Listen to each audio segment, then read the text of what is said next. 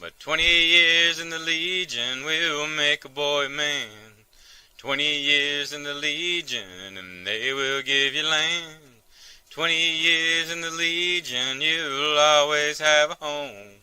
20 years in the legions of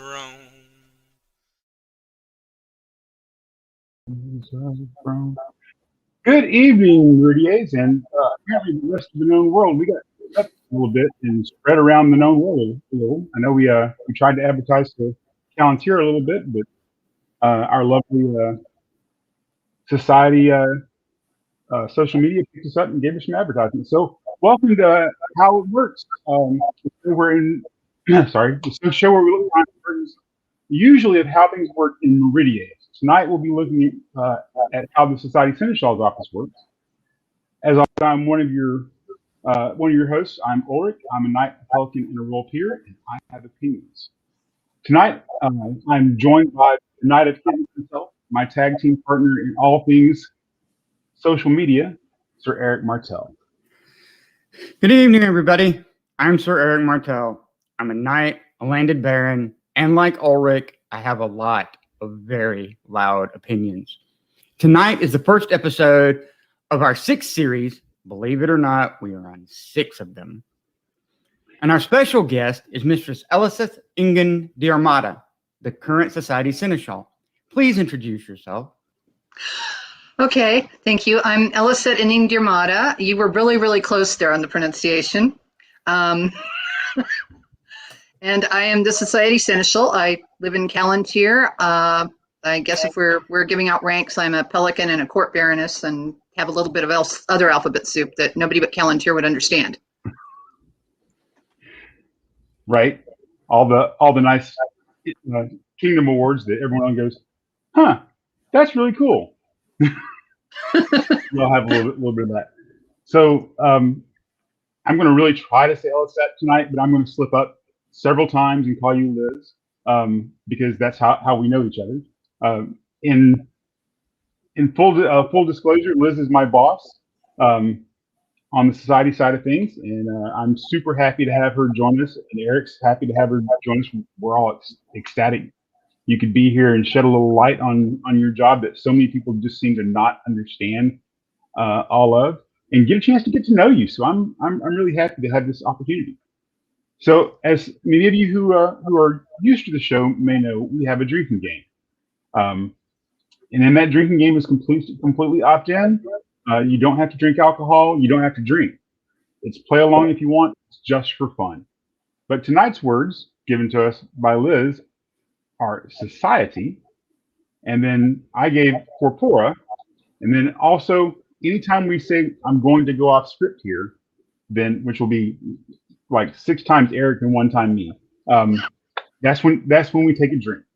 For the record, I'm drinking gin and tonic out of my wonderful Firehorse pottery mug. And we'd like to thank Between Two Peers for allowing us to be a licensed franchisee at their drinking game. All right, so a quick note, some things that we don't normally cover, but we're going to cover because of this particular guest and topic. While we really like to thank our audience for popping in and joining along, yes, please ask questions in the comments. We would love to get to your questions at the end of the night. And as you ask the questions, our question goddess, Grafin Katerina, will collect those at the end of the show. We'll cover them.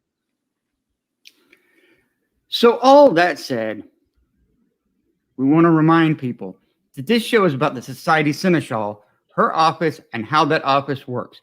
We ask that you please keep your questions on those topics. Now, that's the polite way of saying it. The Erik way of saying it is this is not about the axe you had to grind for 20 years. This is about the functioning of an office. So please remember that. Thank you very much, folks. We know folks may have a lot of questions about peers' proposals of the reopening, but this is not the show for those questions. We'll have a free-form section at the end where the Society Seneschal can talk about whatever she wants, but that will be her choice.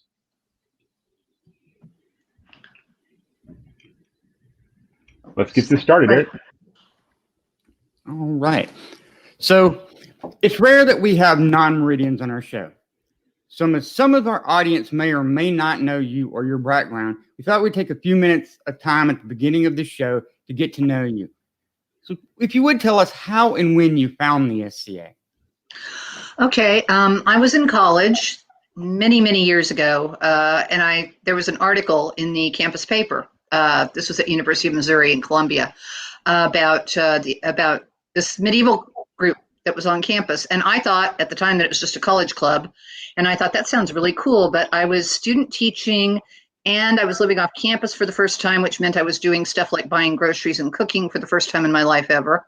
And I was working part-time, and I was getting ready to spend a semester in England. So I didn't have time for anything else. So I kind of filed it away. And the next year, when I came back to campus, I went looking for them, and I went to the campus activities fair, and there were two ladies sitting there in garb with a photo album. And we talked, and I discovered that a couple of more people in the group lived on my floor in the dorm because I'd moved back on campus. It was just too much trouble living off campus. And so I went down and knocked on their door and became fast friends with a lot of these people. And I joined the Shire of Standing Stones. That was the fall of 1980. So that's how I found the SCA. Awesome. That's great. So that's at least 15 years now then. So that's great. A little longer. So having been in for a while, having been around in the 80s, what keeps you coming back in the beginning over that time period? What keeps you coming back now? Okay, well, in the beginning, I'm sorry, what? I mean, other than the job. Other than going to work every day, yeah. Well, in the beginning, the very first thing that appealed to me was when I went down to these other girls' dorm room, and there was a meeting coming up. They put me into a borrowed dress. It was made of polyester double knit, like everything we made in those days was. It was, by today's standards, it was well made but horrible material. And I felt like a pretty princess, and I loved the clothes. I loved swooping around in the dresses. That was the very first thing. And also just the people I was meeting. I hadn't really gotten active in any clubs or anything in college. So it was kind of I had friends, but it was kind of an organized activity that I hadn't been doing. So that was the beginning of it. And now, well, I still love the period of history, which was why I looked them up in the first place, was because I loved history and I loved medieval history. But so I still love the period in history. I enjoyed doing certain things like some of the fiber arts crafts and such. But it's mostly the people. It's mostly, this is my tribe.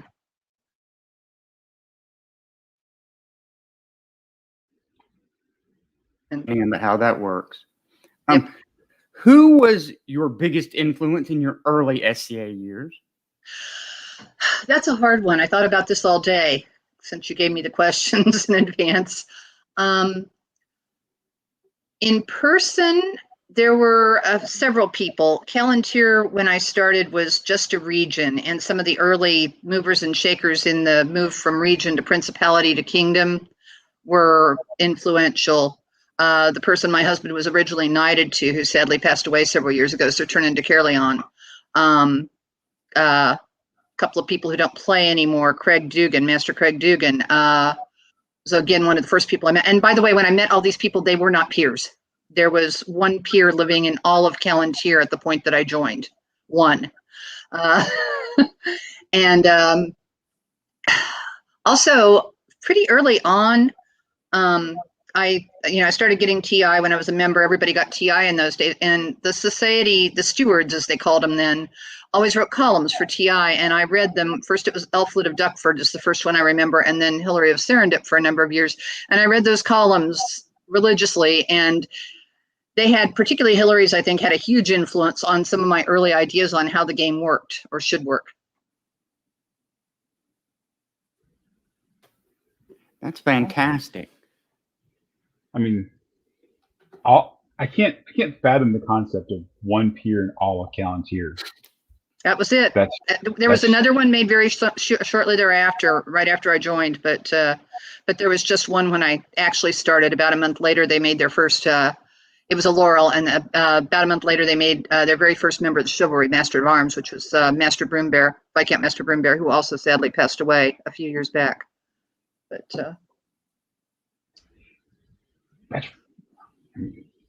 okay, so I know the answer to this, and it's a skill that's near and dear to my heart and near and dear to every fighter's heart. What are you best known for in your home kingdom of Palantir?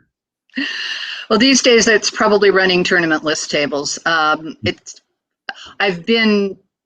was Kingdom Seneschal, and I was the Chamberlain for reign of two of my dearest friends, but those were a long time ago. And one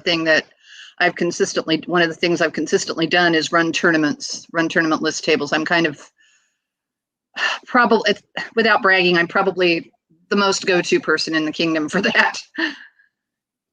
And I've been doing it for since the mid '80s. That's when I started doing that. If it's true, it's not bragging, Liz. That's fair. And also, thank you. As someone who's been in a lot of tournaments, we both have, really appreciate all the work that you and the people who do that do. It really, it wouldn't be the same without it.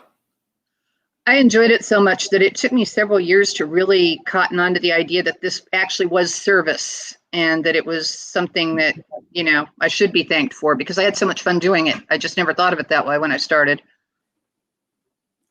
I think a lot of the things that we do, hopefully, are that we enjoy them so much and we love them so much that it doesn't seem like service, when actually it's very helpful to any number of people. So moving on to our next question, do you have an SCA hero? And if so, who is it and why? That's an interesting question, because it came up not too long ago. I didn't mention in my early influences, there was a lady who started about the same time I did, but she was a much faster study than me. And her name is Elizabeth de Rossignol, and she is a countess who now lives in Ontier and has lived in Ontier for about 30 years. But she joined approximately the same time I did. We were baby seneschals at much the same time, which is how we met at a seneschals meeting. She's the person who taught me how to run lists. She's a person that really I watched and emulated, and she taught me, without realizing it, she taught me an awful lot about being a peer. And not long ago, just a week or two ago, I was having a chat online with the current seneschal of Ontier, and I don't remember what I said exactly or what we'd been talking about. And she said, "You remind me an awful lot of Countess Elizabeth." And I said, "You have no idea what a compliment that is. That's who I always wanted to be when I grow up." And also John the Bear Killer, because he's just kept coming back and back and back. And I used to say that we needed to bring him back at least every 5 years to keep us honest. Whether It's you want always it or awesome. It's always awesome when we get compared to our heroes, and you get that moment where they're like, "You remind me of whoever." That's. I'm glad you got to have that. That's great. Yeah. All right, so you've been a Pelican for, I don't know, 3-4 years now, right? So who is your biggest cheerleader on that journey, on that line of growth? Okay, I was elevated at Penzic in 1997, which was about 8 months after I'd become Kingdom Seneschal.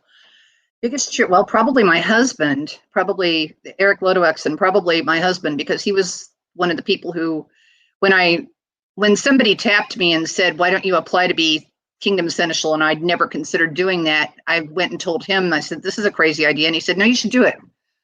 And he just kind of stepped back and let me do my thing. But as far as a journey, I'm not sure I had one. I never even thought about being a Pelican for the first decade, at least, that I was in the SCA. Those were the people who founded the kingdom. They were the shakers, the movers, the ones who just did everything. And I never thought of myself in that class. So other people, though, that probably encouraged me, I mentioned Master Craig Dugan, who doesn't play much anymore, lives in Grimfells. I think he was an early. He told me after I was elevated that he had been hoping that would happen and had wanted to push for it, but hadn't had to. It's more or less the way he said it. And then the person who actually sponsored me, I was never anyone's associate. The person who actually sponsored me was, she wasn't a countess then, but Liriel de la Forêt. She and her husband, Fernando, two of our closest friends. I'd say they were people who encouraged me.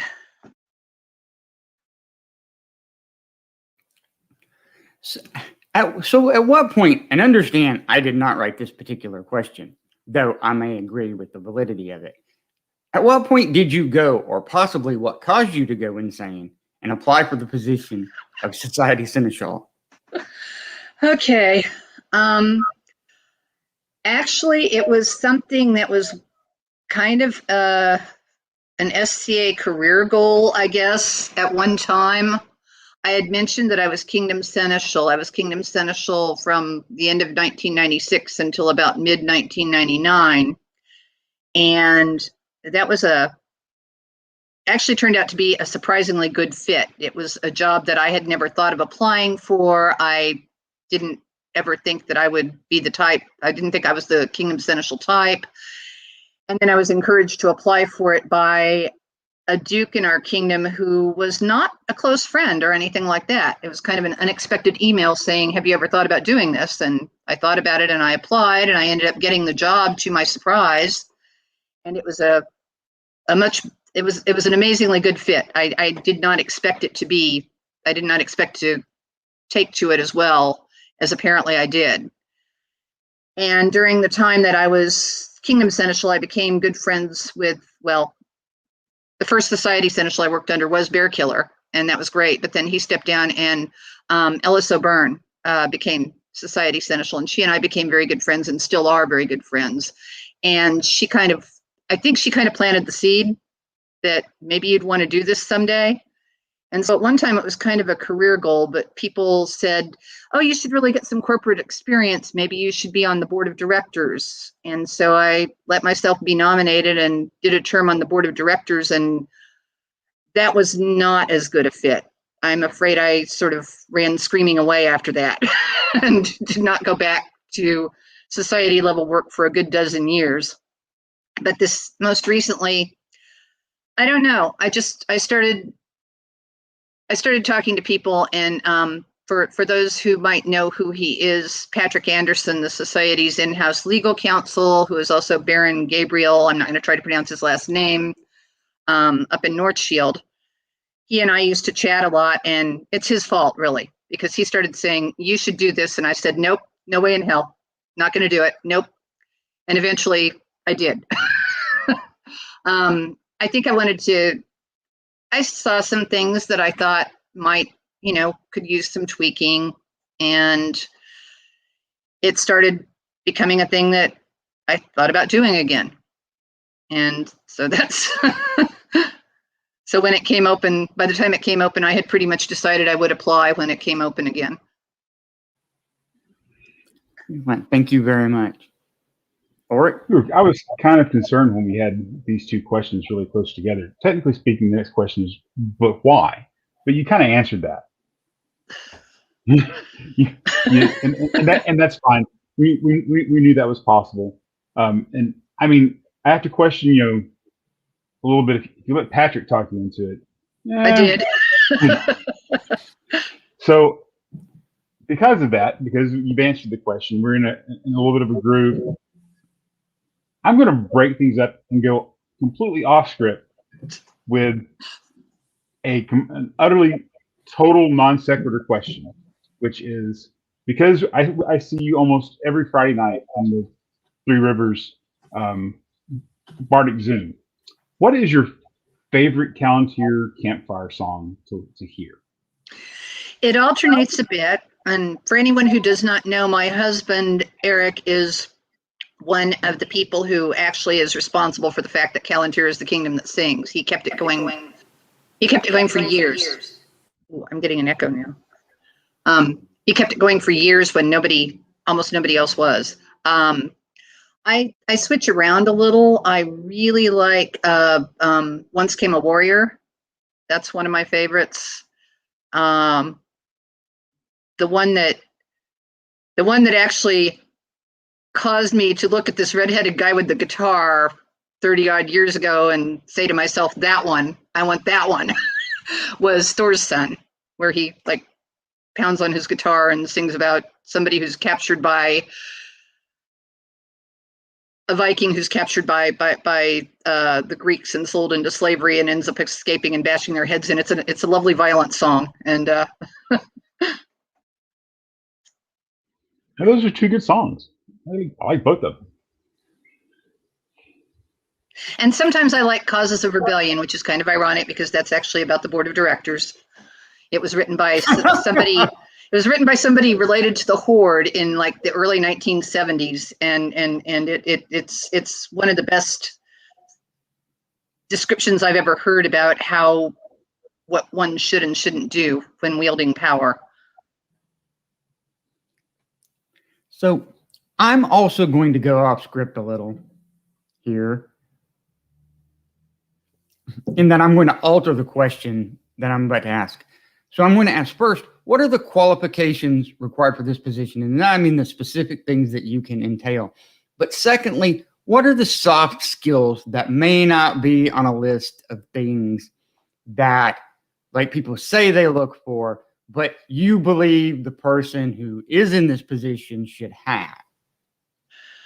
Okay, well, when they posted the job, they listed things like a strong knowledge of the society's governing documents and some technological skills. You have to be able to do word processing and handle email and all of that. And it's preferred that you have been a Kingdom Seneschal, but it's not a solid requirement, although I only know of one person who wasn't a Kingdom Seneschal before, and that would be Bear Killer. But he has been the exception to so many rules that I almost don't think that counts. As far as the soft skills go, well, I'm very comfortable putting my thoughts in writing, and I think that has stood me in good stead both in this job and when I was a Kingdom Seneschal, because you do a lot of writing. I send a lot of emails. I do a lot of just chatting online with people, but that's still writing. It feels more like a conversation, but it's still writing. And I think being able to express yourself fairly clearly in writing, being able to see having a good sense of perspective. I'm not quite sure how to say this without sounding perhaps a little offensive. So I'm going to resort to something that another friend of mine said once when I was Kingdom Seneschal. Some discussion was going on the Kingdom email list. Do you remember email lists? And he said something about me, and he said I had a finely honed sense of the ridiculous, and that he thought that was a really good quality for a Kingdom Seneschal to have. And he's not wrong, and I don't disagree with him. I'm being able to look at things and see that, yes, it's serious, but it's also got another side to it, kind of flip it over.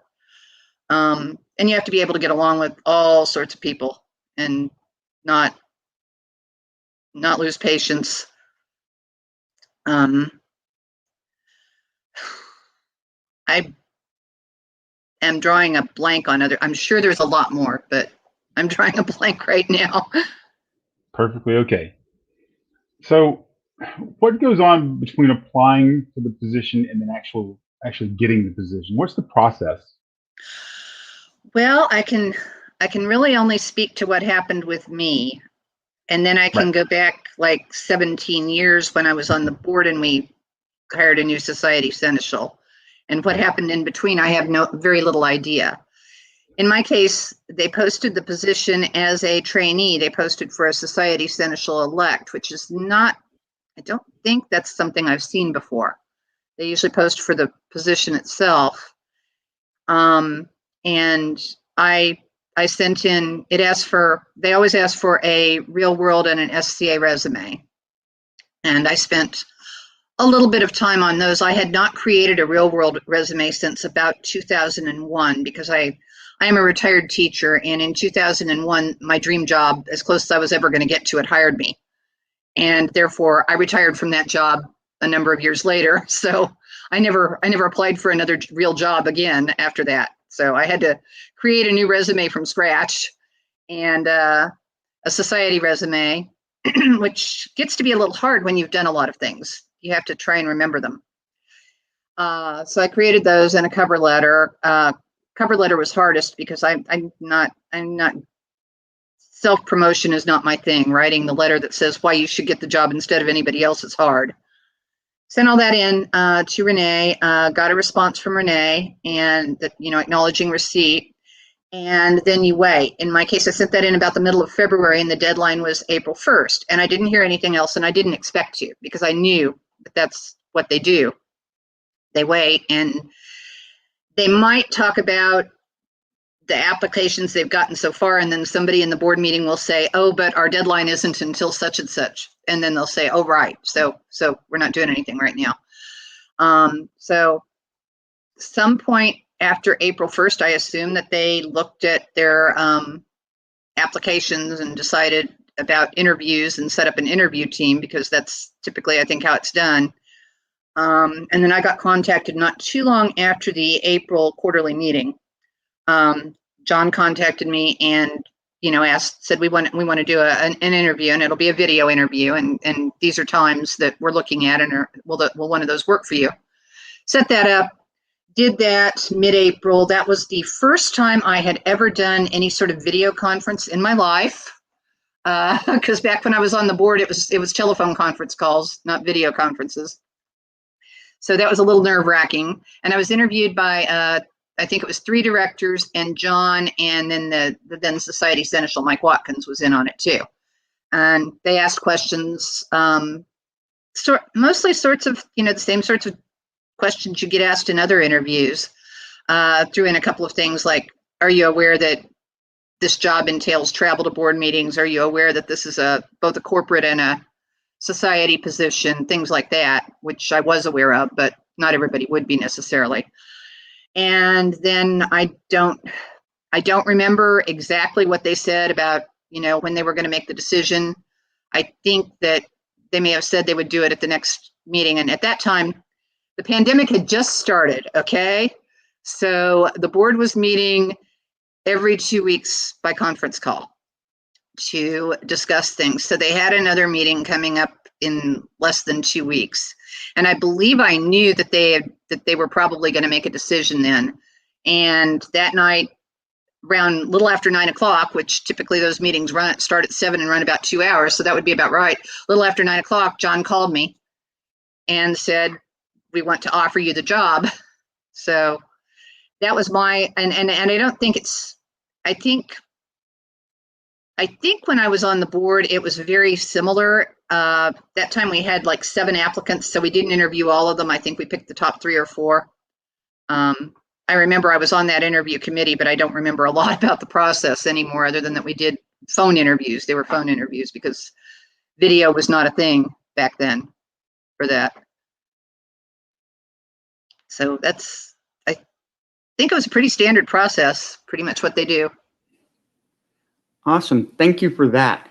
So now that you're the Society Seneschal elect, what is the onboarding process like? And did you just jump in with both feet first, or is there a training and transition period? Well, there was expected to be a pretty long transition period, actually. It was expected that I would be several months at least, I believe. If you actually look at the board minutes, the motion where they appointed me, the motion says appointed as Society Seneschal effective October 2021. Well, that didn't exactly happen. But when I got hired, when I got tapped for that part, John told me that one of the projects that he wanted me to do was work with Jessica, the DEI person, on putting together some training classes for Kingdom Seneschals on sanctions and investigations. There was supposed to be one on the bullying and harassment policy, things like that. And she had the tech experience that I didn't have for making things like that happen. So that was the first thing that I was told I was going to do. The first thing I really did was start reading everything. They got me hooked up eventually with the Society Seneschal's email, and most of the files are kept on SharePoint, and I had access to those. So the first thing I really did was started reading like crazy. I had access to all the Society Seneschal reports back to something like 2003, all the board packets back to about 2011 or 12, something like that, and I just started reading all of that stuff.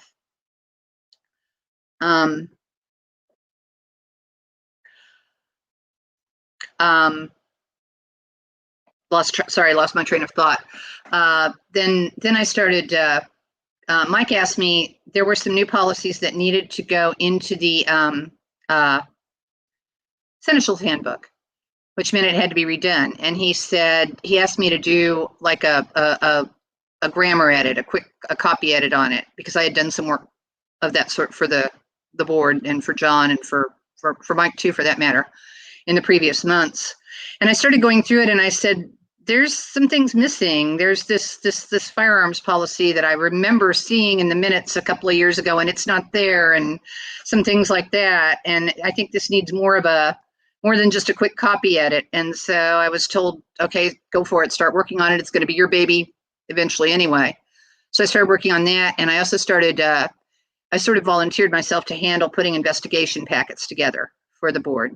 That was not, since I had been an investigator, I sort of knew how that worked, and I started looking at them and saying, I could do this. So that's sort of how I started out. I don't know if that was exactly the plan, but that's what happened. That makes good sense. That's, whew. So, we know you took on the editing issue right away. Were there any other duties that you had to take on right at the beginning? Well, I was putting together the packets for sanction actions with the board, which involves going through the documentation and the investigators' reports and trying to organize them in something that the board can actually make sense of, because there's a lot of information there. And the procedure is a little bit different than it was as an investigator. I was trying to do that when I was an investigator, but they didn't. They don't arrive at Renee in exactly the form they leave you as an investigator. Right.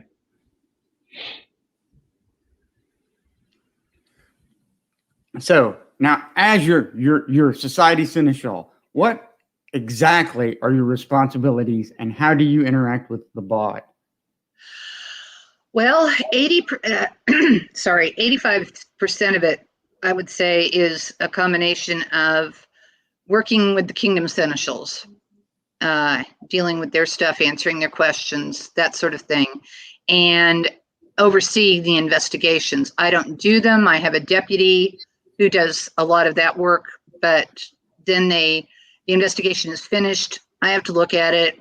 I have to kind of decide what I think of it, and I have to put it together and take it to the board for them to act on. I'd say that those two things combined are about 85% of the job. I have also I've written an investigator's guide. We had a sort of one before that, but not. I've tweaked the sanctions guide, and I did the revision of the Seneschal's handbook that just got finished. So far, I've spent a lot of time revising documents. I don't know how long that's going to continue, because I don't know what I've got left to revise. Although I'm already finding things with the Seneschal's handbook. It just came out in April, and I'm already finding things that, oh my God, I should have put this in, or this could be improved, or that sort of thing. As far as, can you repeat? I know there was another part to that question, and the second part is, how do you interact with the bot? Well, if you mean how do I communicate with them, there is a director's email list that the directors and the corporate officers get. And so if I need to know what they think about something, I'll ask it there. The meetings, of course, various of them, we've contacted each other personally, like by a phone or whatever. If you mean what's my role as opposed to theirs, well, they're my bosses ultimately. And a lot of what I do is trying to get stuff into a form that they can deal with it. If there's a policy recommendation or something like that, it needs to be dealt with so that they can see it and make sense of it. And I write reports that are probably way too long quarterly to them, because I am nothing if not verbose. Nothing wrong with getting the facts out there. Nope, not at all. So we know on the kingdom side that local seneschals report to the kingdom seneschals, and the kingdom seneschals report to the society seneschal. Who do you report to? I know you interact with the Bible. Is it really a report? Is it more informational? How does that all work? Okay. Well, if you look at the organizational chart of the SCA, which is actually on the website, lots of good information on that website. If you look at the organizational chart, I'm under the president, like almost everybody else. There are a few exceptions to that, but most of us are under the president. So officially, I report to him, and I think of him as my boss, along with the board. But my reports go straight to the board. I submit them via directors list, and they go straight to the board. And they have a format. Oh, you found it. They have a format that. Sorry. They have a format that we're supposed to follow. We have, new policies or policy interpretations. Oh, request for board action is always the first one. And that would be like in my last report, please approve the handbook, which I sent you weeks and weeks ago, and I hope you have all read. Then if I have any policy interpretations or new policies, those go in the report. I have taken to doing something that was done years ago when I was a director because I liked it, and I've gotten good feedback from the board, and that is I go through and I do a state of the known world where I pull a little bit out of each of my Kingdom Seneschals reports and put it in there for them to read. And then there's the confidential section, which includes anything to do with sanction actions they're going to take if they've got to uphold something a kingdom did, or if they've got to make a final decision after an investigation has been completed. And I put some things in there too that aren't things that the board needs to act on, but things they should maybe be aware of that are kind of bubbling up. So that's what my reports look like, and they're longish. Well, no, there's a lot of stuff going on in society that you have to deal with, and we get that. There's a whole thing. A lot of people, a lot of the populace don't understand how difficult it is to keep up all of the handbooks that you have to keep up with. You have to keep constantly updating corpora. You have to constantly or keep an eye on things in corpora that may need to change or change. All of the handbooks, making sure that the kingdom handbooks match your society handbooks, and that everybody's following the same rules. No, I get it. It's really difficult. Yes, that was a way for me to go off script and get society and corpora in there 3 times a piece. So, see how that's done, Eric? So I want to take a minute and remind people that we're going to have a segment later in the show where we cover questions from our live feed on Facebook. So those of you who are watching, make sure you get your questions in if you want to get them answered. Now, speaking of virtual SCA, how have you handled the switch to a virtual SCA? And has your workload increased or decreased with that in-person events? How's that changed? Well, personally, the switch to virtual SCA, I haven't had time to do much. I've taken some classes here and there, which is, I think, one of the cool things that we've had is the classes that are online that people can take, and that you wouldn't have the opportunity because you wouldn't be anywhere near these people.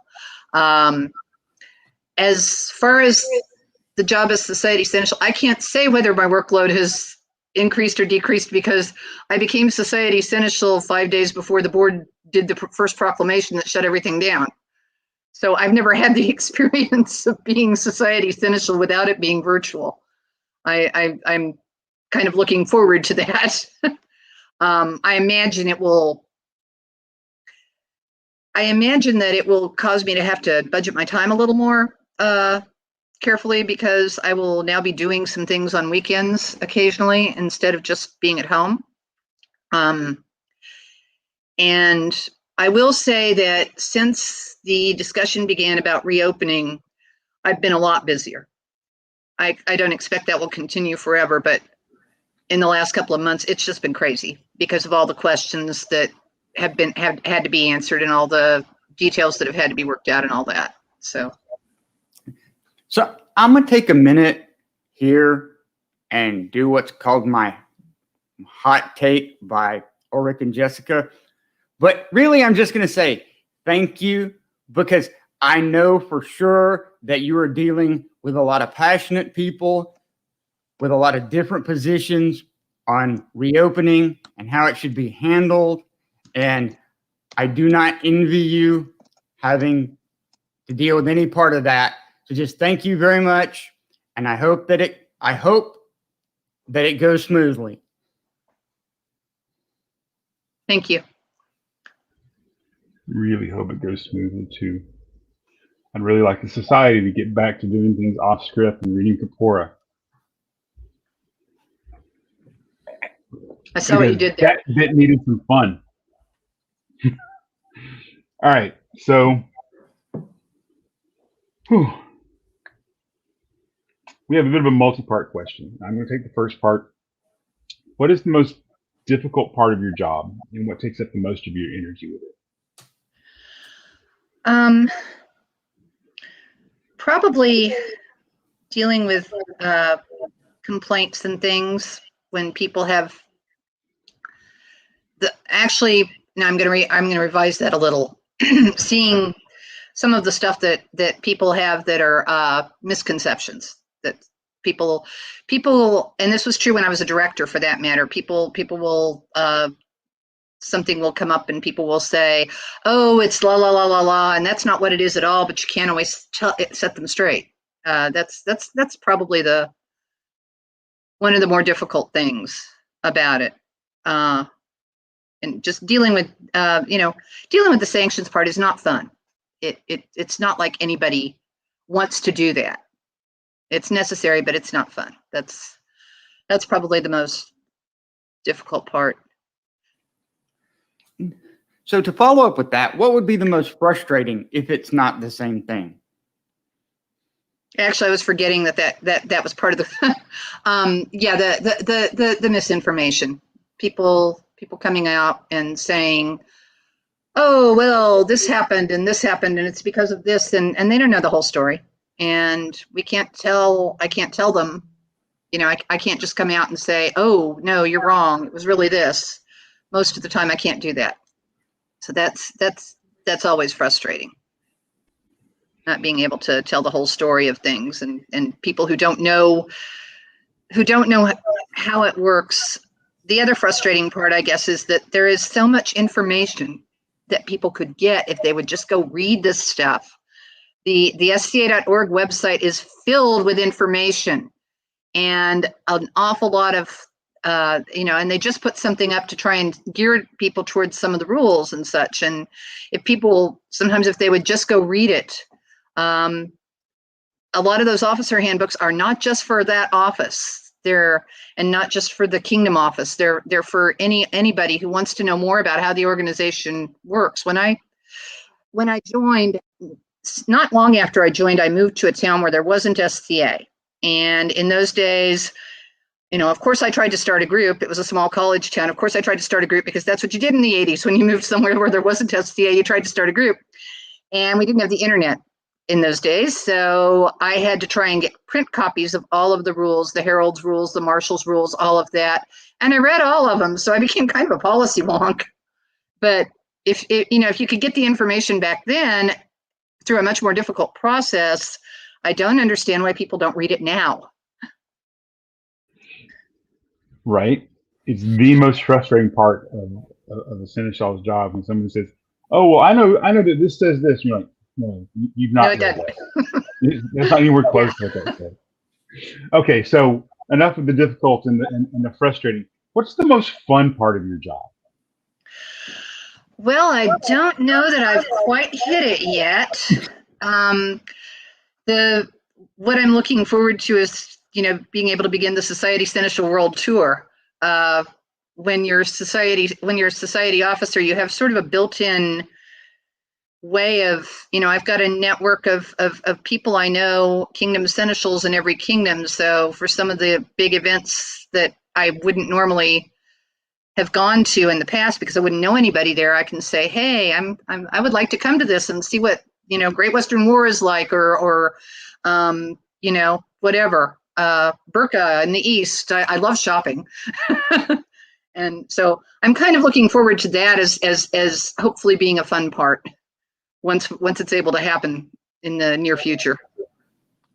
All right, before Eric goes, when you go to Burqa and you go to Great Western War, let me know and I will go too. We don't have to go together. I will be there at the same time and we'll have fun. Okay. I'm completely down with both of those. Well, this year this year Great Western War is slated to be at the same time as Gulf Wars, and we always go to Gulf Wars if we can. So Absolutely. That one's not going to happen this year, but maybe next year. So along these same lines, what is the most rewarding part of your job? And I know that abuts up against fun, but is there a difference? I think it's the same answer as when I was at Kingdom Seneschal, when I've done a couple of other things. It's when you're able to be the minister of fix it, when you're able to take something that wasn't working well and get it working better, or get communication going that people didn't feel like they had, or just take somebody who's got a problem that they're really upset with, and maybe you can help them figure out how to make it better. I'd say that's the most rewarding part. Doesn't always happen, but when it does, it's good. That makes perfect sense. It really helps if I turn off the mute button. I believe there's a chance there where other situations I'd have to buy a drink, and I'll happily do that. So, if you could give one piece of advice for someone who's considering applying for the Society Seneschal's position, what would that advice be?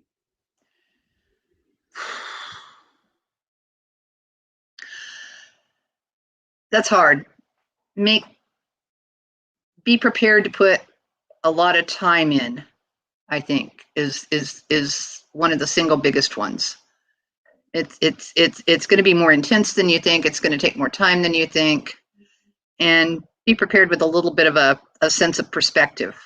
I touched on that earlier, I think, but having some sort of perspective about how things work, and also the fact that this is an organization made up of people.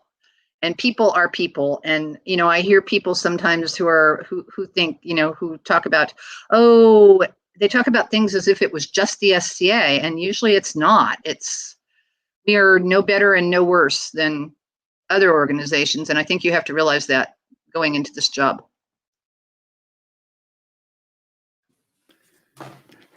So just out of curiosity, approximately how much time each week does it take to do your job?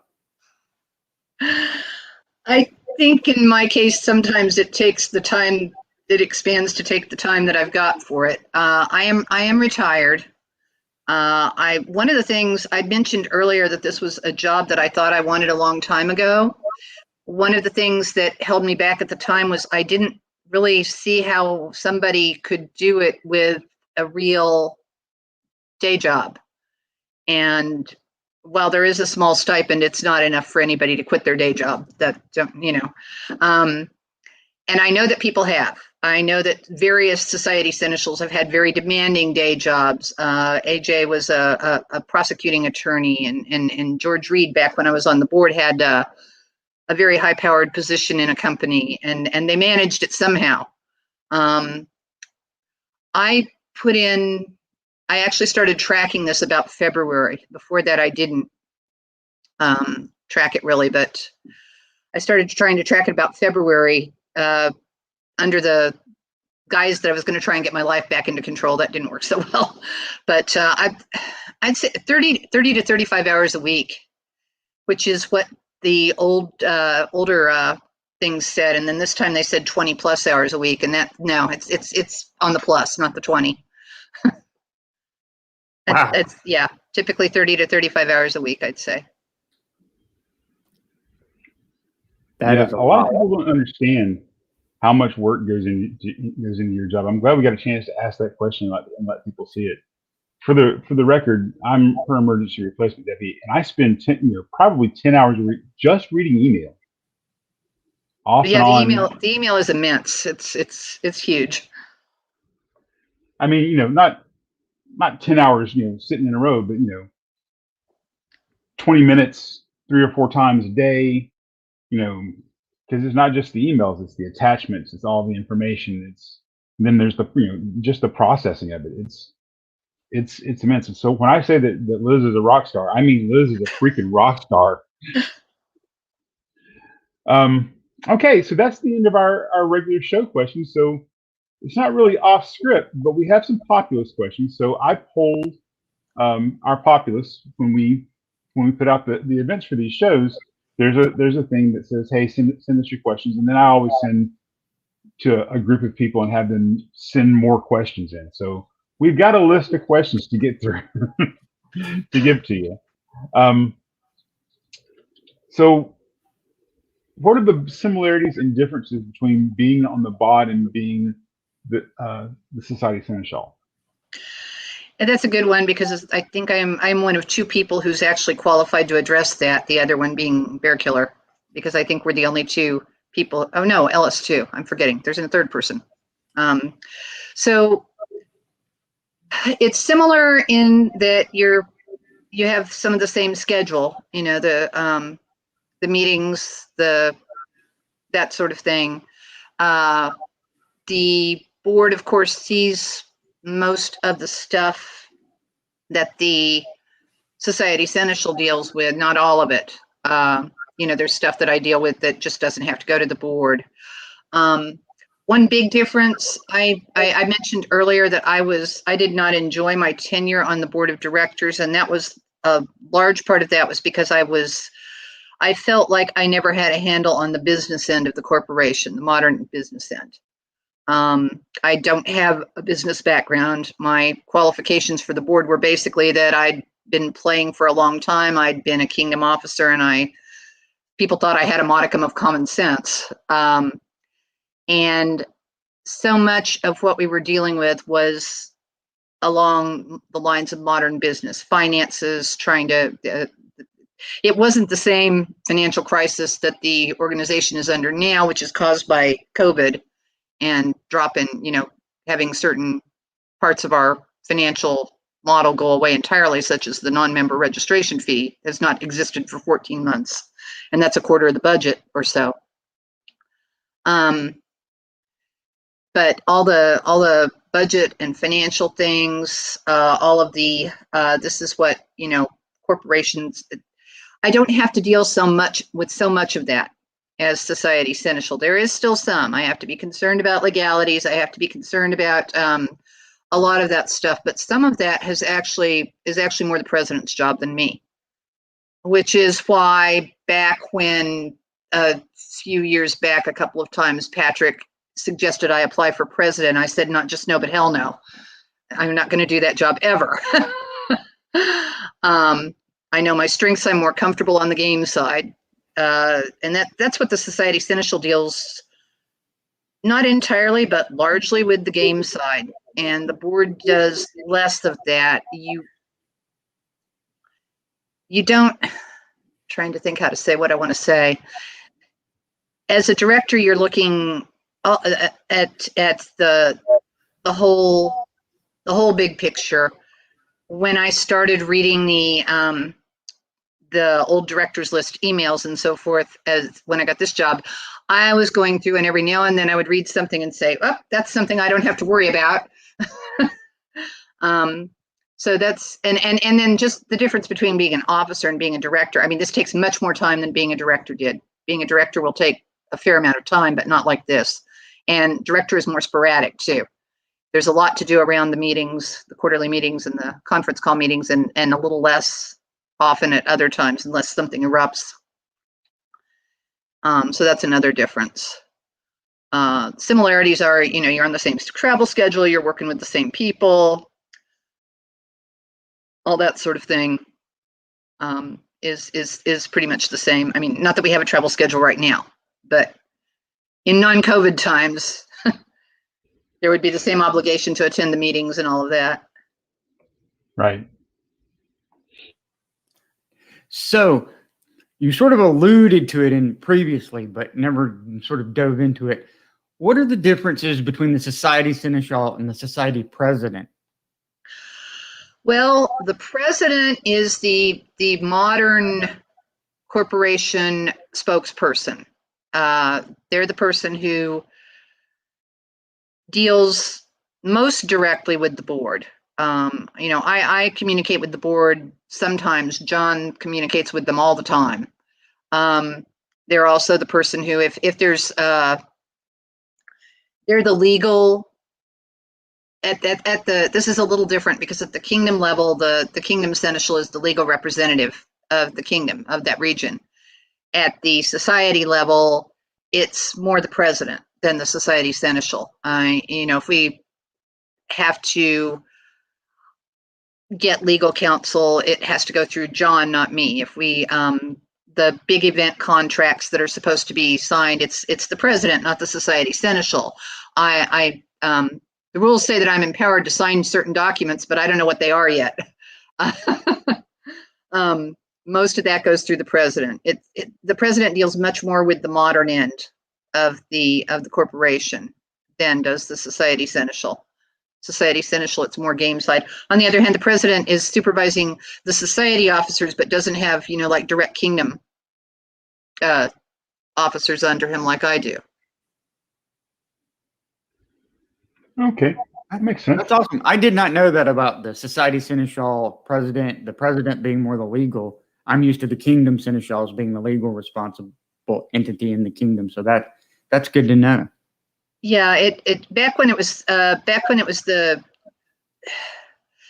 steward. The steward job was pretty much president, executive assistant, and society seneschal rolled into one, and now 3 people do that. And the president, for a time then, the president was usually the chairman of the board of directors, and the rules don't prohibit that, but they separated it out. I want to say a few years before I went on the board, and decided they would have a separate person be the president. And Okay, so please understand that some of these myths and misconceptions were sent in by the populace. So while Erik or I may know the answers, these are things that people wanted to hear you answer. So there's a belief or a myth that the Society Seneschal is a member of the board and or in charge of the board, which I'm just going to drop that right there and let you deal with that just as it is. yeah, no, neither. The people look at the corporate level and they just conflate everything into the bod. That's been forever. If something happens, anything at the corporate level, oh, the bod did this or the bod did that, and I am not a member of the board of directors. I certainly can communicate concerns to the board of directors and that sort of thing, but I don't get a vote. When they go to vote on something, there are 7 directors and they are the only ones who get a vote. The president doesn't get a vote either. Do we get to state opinions? Yes. Do we get a vote? No. And I'm certainly not in charge of the board. That is nowhere in my job description. That was one of the best questions that I thought that had to be asked. And it's not a bad question if you don't. No, it's not. It's an important question to get answered because that's a common perception out there. So another misconception that people have, or maybe it's true, is that the Society Seneschal only deals with game side issues. Not entirely. It's primarily what I deal with, but not 100%. Right now, yes, it's kind of game side, but I've been doing a lot of reading on what's going on in the world with COVID, with as different infection. I get some medical sites that I had no idea ever that I would be having to deal with and read and try to interpret on things that are like vaccination rates and infection rates. And I think we've all learned a little bit about that in the past year, but I've had to focus on that. It's in relation to the game side, yeah, but it's not just game side. And there are legal questions that I don't answer. I'm not an attorney, but I have to know some things about, and various business ends. It's mostly game side, but not entirely. Well, that answer gives us a great segue into the next question. Does the SCA have a legal team? The STA has an in-house legal counsel whose job it is to advise the president and the board on legal questions that would come up, on legal matters. I am not the person to address that entirely, because that's more of something that the president would be more familiar with. But he's also available for me if I want to ask him about something. I have actually had him help me interpret if we get somebody who has actually been charged with a crime or something like that in the sanctions, then he's actually helped me interpret court records, because that's not something I had done before. But the SCA will also, as needed, will engage outside legal help if they need to. And that's a decision that the president and the board make. So the next misconception is sort of a misconception is sort of a two-part question, and it is, what do you wish that Kingdom Seneschals knew before taking office? And what do you wish the populace knew about the office? About the office of Kingdom Seneschal, I assume. Yes. What I wish that, and a lot of them do know this, Kingdom Seneschals, I wish that they had, it's nice when they have a clearer understanding of their place in the thing. They are the legal representatives. Yes, a lot of things end up deferring to the crown, but the Kingdom Seneschals actually have a pretty big, important job in keeping things on track.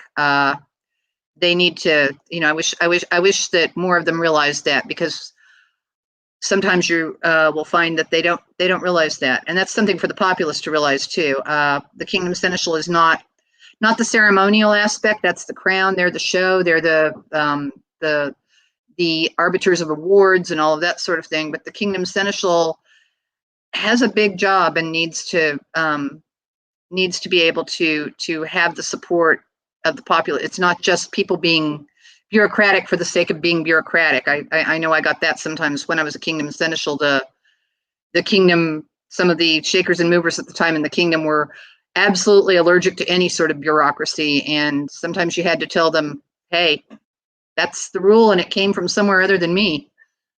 And that's a thing that I wish perhaps the populace would realize, that they have a job to do and they've got to do it. And sometimes it's not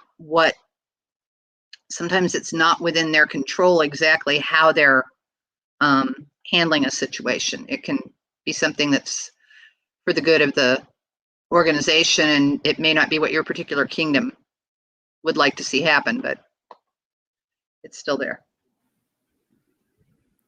I was once asked when I was Kingdom Seneschal what my perfect term would be. And that would be, you would only see me in court the day I took the job and the day I gave the job up. If I only had to go to court those 2 days, it would be a perfect term as Kingdom Seneschal. So, if by chance you had a magic wand and you could change any one thing in corpora, what would it be? That's a hard one too. I guess I should drink because you said corpora. Normally we don't count it in the questions, but we've had a dearth of opportunities to say it. So that is kind of a hard one.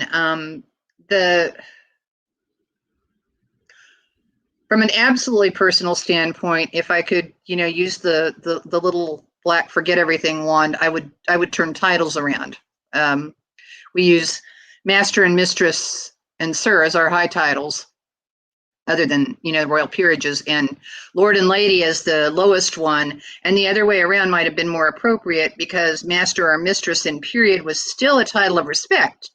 Not everybody got called that, but it was not as impressive as lord or lady. And I guess I could use lady as my title, but I don't, because that's not the SCA's convention.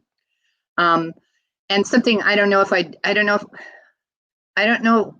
whether it should be taken out altogether, but the grievance procedure that's in corpora is not appropriate for all situations. It was put in at a time when they weren't thinking about some of the things that it has to deal with now. And I think it should either be reworded to make that clear that this is not the be all and end all of things, or possibly removed. I'm not sure which one I think yet, but it's a good procedure for settling. It's a good procedure for settling personal disagreements. It's not so good for certain other things that occasionally people will point to and say, oh, but this is in corpora, and therefore it outranks some of the things that are in, like, the sanctions guide and so forth. Well, yeah, technically in our documents the way they are right now, yeah, that's what it says, but it's still not, that's not how it works. And that is a problem I've seen lately crop up.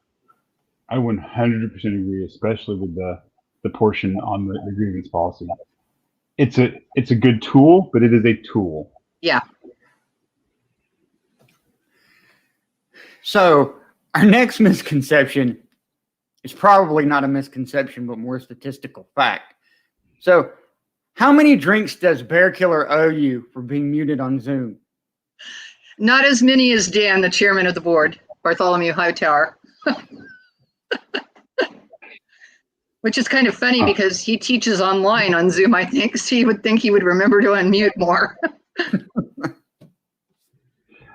You want to take the next one as a follow-up, Eric? Well, so along that line, how many times per bod meeting would you estimate that you want to kick Bear Killer under the table? Not many, actually. The thing about John and me is that when we seem to disagree, about 90% of the time, it's just that we're coming at the same thing from different words. I'm saying it this way and he's saying it that way. And once we get that sorted out, about 90% of the time, we'll find that we actually agree, or at least agree enough that we can work out the parts we don't agree on. So not all that often. And of course, I haven't been at a meeting where we were actually sitting around a table just yet. So there is that too. I mean, it can be virtually kick them under the table. We don't mind. So I'm going to skip down a little bit in some of these because we're running out of time for these, and I want to make sure that I cover this one, which is how do investigations work, and how many are you usually running at one time, and how long do they usually take? Okay, there was a whole topic of town hall on this right. that was done that people are welcome to go look at on the SCA YouTube. But basically, there are several reasons that could start an investigation. Most typically, a kingdom has done a sanction, usually a temporary removal from participation, and those usually come with the board ordering an investigation at the society level. There can be instances where the board goes ahead and instructs me to do a TRP, even if the kingdom didn't do one, if they feel that something merits somebody's temporary removal. Well, we investigate whether they're a danger to the SCA or whether they've, behaved in a way that merits removal from the SCA. There can be people who the kingdom didn't do anything and they decide to appeal to the society level. Every now and then one will jump straight to the society level because it crosses kingdom boundaries, or there's some reason why the kingdom feels it cannot or should not investigate it.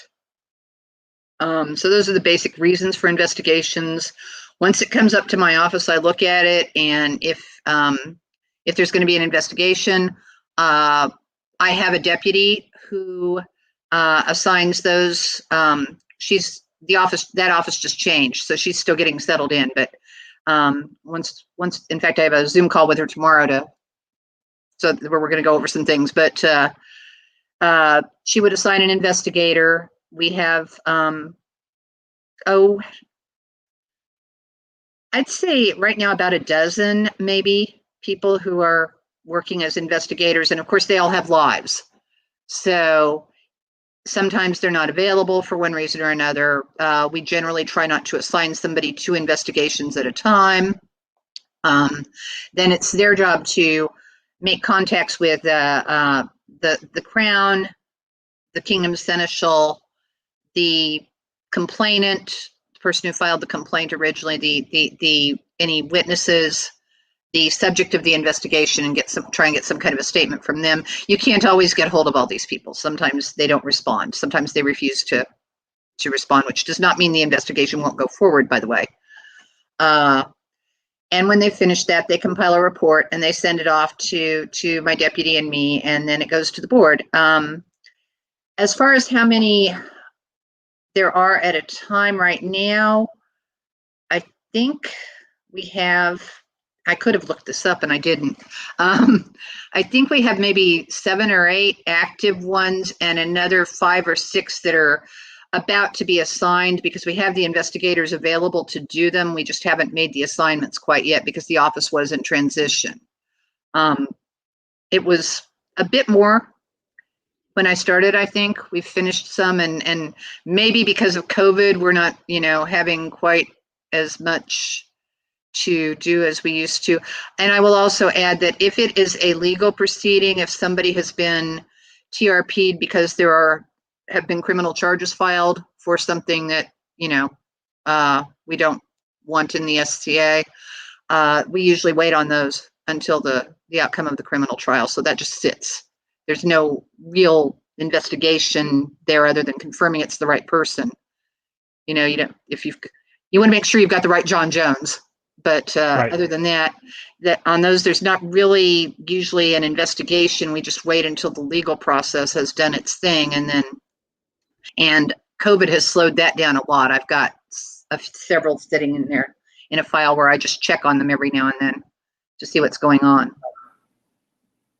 Yeah, that makes perfect sense. So if someone wanted to be an investigator, because I know we're always looking for more, how does one apply to become an investigator? They should go ahead and contact me, seneschal@sca.org. I will put them in touch with the investigations deputy, which is Duchess Elasait Byrne. And when they contact us, they should tell us basically what kind of SCA experience and any real world experience they have that might be useful. Like, some people have been investigators within their kingdom. They've helped their kingdom seneschal out by doing investigations for them. Some people have real world experience. Every now and then that comes along, and that's great. But just a little bit about themselves. You need to have a pretty good understanding of how the SCA works. I always tell people to go off and read the sanctions guide and the investigator's guide, and watch the video of the topical town hall if they have not already done those things. That sometimes weeds out people, because when you send them a homework list, every now and then you don't hear back from them again. And so you figure they weren't really interested. Again. It's like you became a teacher again. Yeah. Like, no. And so I think we're going to end on our questions with a live feed question. And this is from Master Drix. And is it true that chicks love scars? And he wrote it like he wrote it as the reservation system. Yes. Thanks a lot, Drix. Love you too. Man loves a pun. Yeah. The SCA reservation system is I don't know exactly how it works. I took the class, the introductory thing they did, but that's an exchequer thing. It's not so much me. My kingdom seneschals have to worry about it, but that's one of those few things that I don't have to worry about so much that they do, because it falls under a different office. So I don't know. He should ask the exchequers that question. That'd be cool. I personally got to use Scars for the Gulf Wars that wasn't, and I loved the system. It was great. It worked wonderful. We really liked it. All right, so Liz, last chance. Is there anything that you want to cover? Is there anything that you were like, really, you didn't get to this that you wanted to say, or anything else that you want to cover? This is your time to just freelance. I don't know. I appreciate anybody who tuned in. I hope that it was educational. I am looking forward to us getting able to be back in person again. Yeah, I think I'm going to say, in talking to a friend of mine, I've seen a lot of things that have happened where people in the last year, it was going on before, but really in the last year when everybody's at home, have gotten on social media and said things. And you need to remember there's a live person on the other end reading it. That goes, by the way, for writing to the board too. If you're writing to someone with a suggestion or more often a complaint, remember those are live human beings on the other end. And when I was on the board, sometimes you would get mail about something, and you'd get a lot of mail, and some of it would be rather rude, and it develops a circled wagons mentality, and you don't want that. And the board doesn't try to do that, but it's a sort of natural thing. When you feel attacked, it's hard to look at something the same way. So when people are contacting the board about something, remember your manners. And doesn't mean you can't express strong opinions, but there's a way to do it without using a lot of unpleasant language. And I would also say that when people are online, on the various lists or even on your personal things, I see an awful lot of people. How did I put it once when a Kingdom Seneschal sent me something? I said, it looks like this person said this, and this person thought they said something else entirely different, which they didn't say. And then they just started typing shouty things at each other until they blocked each other and went off and complained on their personal pages. And that happens a lot, people. And it not just the STA. I've seen it on other groups too. And I just really wish people would stop and think. A friend of mine who's very wise said, it's on social media, it feels like a conversation, the quick back and forth and everything, and it's in real time, but it's there forever. And that's why people dwell on it. They go back and they reread it and they get upset and they dwell on it. And sometimes I hear about it 2 years later, and it's hard to deal with a 2-year-old complaint. It really is. So I guess that's my closing statement. Auntie Elasat's words of wisdom. That's good stuff. I really think we'll be in much better shape when we're seeing each other on a regular basis, and we're talking to each other face to face or mask to mask or however we're talking to each other. It's a lot more difficult to be mean to someone when you're in front of them than it is to be mean to someone when you're behind the keyboard. And that's been true forever. Right. I remember back in the early 90s, it was the Rialto news group, and people were. Some people were horrible then, and then it was Kingdom email lists and things like the Armor Archive, and some people were horrible then. It's nothing new. It's just that it goes out a little faster now into a wider audience. It really has. And I'm going to bust another hot take in here real quick, because this is a subject near and dear to my heart. A lot of people have forgotten that some of these people that you've had differences with on social media are the same people that helped put up your tent at 2:30 in the morning in a driving rainstorm out of the goodness of their heart. And you have forgotten that. Some of us have forgotten all the good things that people have done because we've been under a lot of stress over the last year or so. And it's about time people started remembering that for every unfortunate turn of phrase someone may have used, they may have done a lot of good work, including for you. And you should probably try to remember that when you deal with them. Now we're going to give our shout outs. This is for other shows to watch or people doing good things in the kingdom, anything you'd like to point out. And I'm going to make mine tonight for the kingdom Chatelaines and the group Chatelaines anywhere, because you want to talk about people who had a rough time with their job in the society over these last 16, 17 months. It's Chatelaines. They're trying to keep people who have found our online presences engaged and interested in joining us when we can, without being able to say, you should come out to practice, or, hey, we're going to have this group get together. And those people are doing good work, and we should really be thankful for all of their efforts. Liz, you got any shout outs? Oh gosh. I know you're hearing in Three Rivers every week. Yeah. My Baron and Baroness, Duncan and Gwendolyn, they've kept the Bardic Zoom going, which has kind of pulled a lot of people together. They also, it was an idea of one of the Barony members, I think, John Cheese, but we did a virtual feast in, I think it was March. People in the Barony prepared food at home, and it was packaged up in carefully prepared commercial things, and people delivered it in, they asked for a donation to the Barony, but it was optional, and people delivered it, and then we all got on Zoom at the same time and put on our garb and ate the food together, and it was a very cool idea. And the people who pulled that off in the Barony, and I don't know who they all are, the people who cooked, the people who, if any of them are watching, that was great. That is the absolute best idea. I absolutely love that. That is great. So my shout is going to go to the Coach's Corner, but it's not going to be the way that I normally give that. So I had the great honor of being on the Coach's Corner this past Friday. And normally when I give a shout out to the Coach's Corner, I give it out to Branos and Sean and Tristan and Thorfinn, and they're all great and they do a wonderful service. But on the show, they're really good about it. But I've been really bad about it when I'm giving my shout out to the show.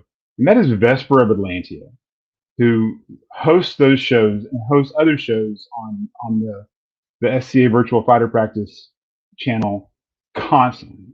She is an absolute rock star for doing that. She runs a smooth show. Thank you very much, Vesper. We deeply appreciate all your work for keeping the SCA alive and going during the pandemic. All right, so that brings me into the thank you. So I'd like to thank Mistress Elasait, which I said wrong. Liz, yay, thanks. Of course, I want to thank our crew, Jessica, Adriana, Katerina, Kikuchi, Margaret, and most importantly, you, our audience, who without you, we would just be Eric and I here bringing someone to talk to, which would be fun and we would enjoy it. We would probably do it anyway, but maybe this way someone else can get some enjoyment out of it and maybe learn something along the way. Our next episode will be Monday, May 24th, with board member and Meridian Ombudsman. Oh boy. Faruka Bent Lazari, mundanely known as Natalie Durgerstrom. Also, please join us next Saturday, May 22nd, for the Hound and Stag Fighting Review, where we'll cover Meridian Fall Crown 2019, in which I did not day drink. unlike spring. All right. So remember, all shows are 6 p.m. Central Time. If you're watching on YouTube, don't forget to like and subscribe down here. And if you're watching on Facebook, then like and follow up here. And finally, if you're watching live, give us about 5 minutes for a break, and then feel free to join us on Zoom for the after show. Watch the live feed comments on Facebook for the link. We'll hang out and chat for about a half an hour after the show or so. Graf and Katerina will post that link now. All right. Before we go, we have merch. I don't understand how this timeline works. None of this is real. But if you'll go to hound-and-stag.com, you can pick up our merch, or you don't. Whatever, you're responsible adults. Maybe do what you want to do. Bye, everybody. Good night, everybody. Thanks for coming. Thanks, Liz. Thank you very much. You're welcome. It was my. And if I die in battle, tomorrow I'll be home, though it's 70 days march to there from Rome. But a soul travels swiftly on the night wind, and if I die in battle, I'll be home again.